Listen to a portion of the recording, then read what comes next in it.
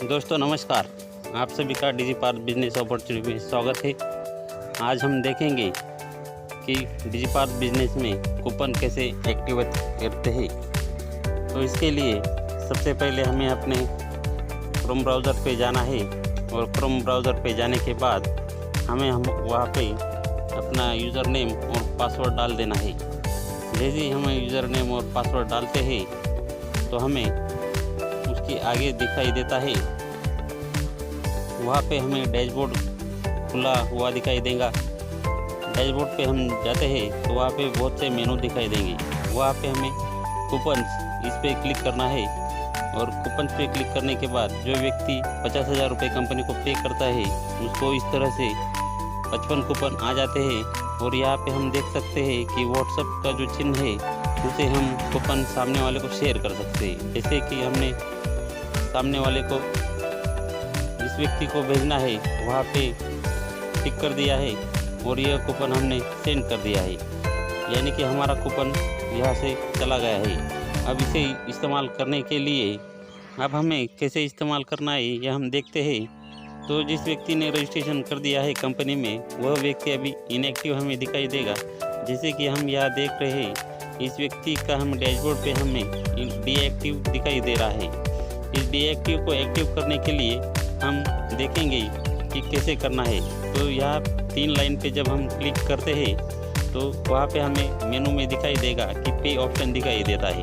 वहाँ पे 3 प्रकार के ऑप्शन दिखाई देंगे, जैसे हमें कैसे यूज़ करना है कूपन।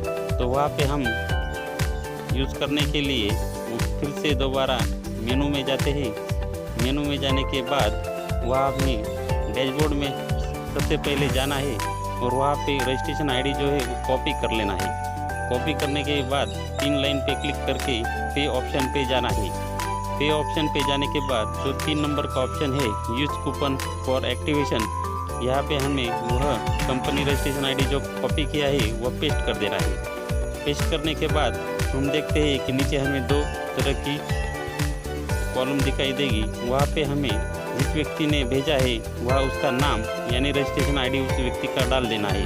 और यहाँ पे वहाँ पे कंपनी रजिस्ट्रेशन आईडी यानी कि जो कूपन भेजा है जिस व्यक्ति ने हमें पहले, वह अब हम देखते हैं। वहाँ जाने के बाद में जैसे हमें यहाँ पे दिखाई दे रहा है कंपनी कूपन नेम, तो वहाँ पे हम सबसे पहले देख लेते हैं।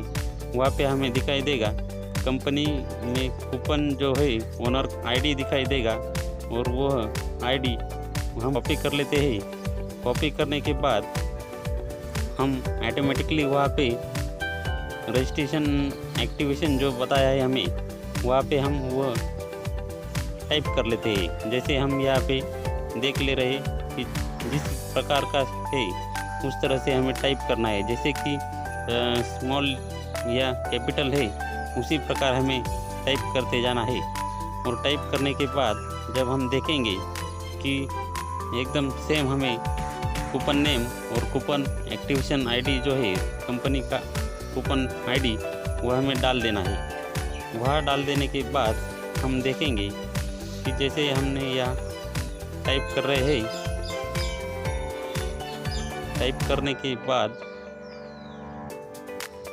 हम यहाँ पे देखेंगे कि जैसे हमने वहाँ पे कूपन आईडी पूरी तरह से डाल दिया है।